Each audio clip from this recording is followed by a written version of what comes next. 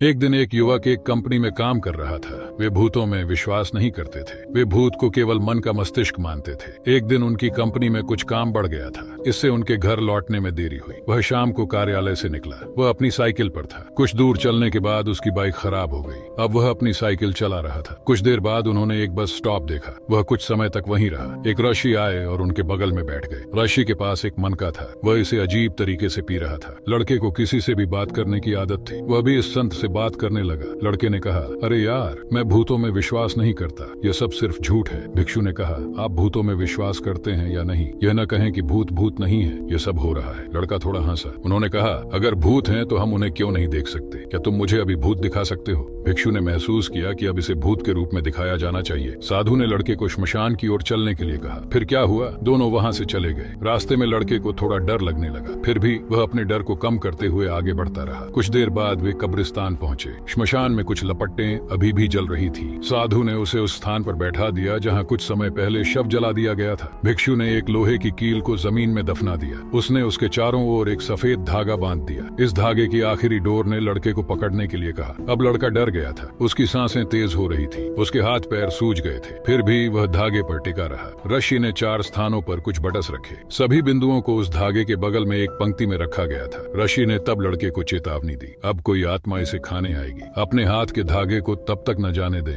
जब तक कि वह उसे खा न ले और चला न जाए। यदि आप ऐसा करते हैं तो आपको नुकसान हो सकता है। फिर उन्होंने मंत्रों का पाठ करना शुरू कर दिया। कुछ मंत्रों का पाठ करने के बाद भिक्षु ने लड़के को अपनी आंखें बंद करने के लिए कहा। कुछ देर बाद उसने मुझे अपनी आंखें खोलने के लिए कहा। जब लड़के ने अपनी आंखें खोली तो उसने देखा कि उसने क्या देखा। उसे विश्वास नहीं हो रहा था। वास्तव में 4 आत्माएं थीं जो चारा खा रहा था। लेकिन जब उसने देखा कि उसके पड़ोस में रहने वाले आदमी की आत्मा भी वहां थी। कुछ दिन पहले ही उनका निधन हो गया था, इसलिए उसके हाथ से धागा निकल गया। अब वह संत भी वहां नहीं थे। लड़का श्मशान से अपने घर की ओर भागने लगा। जैसे ही वह अपने घर की ओर जा रहा था, किसी ने उसका नाम पुकारा। उसके पीछे कई आवाजें थीं। लड़के ने पीछे मुड़कर नहीं देखा। घर पहुंचने पर उसने घटना की जानकारी अपने माता पिता को दी। इसके बाद वह अपने कमरे में सोने चला गया। अगले दिन उनकी आंखें उसी श्मशान में और उसी स्थान पर खोली गईं जहां उन्होंने आत्मा को देखा था। इसके बाद वह मानसिक रूप से बीमार हो गया।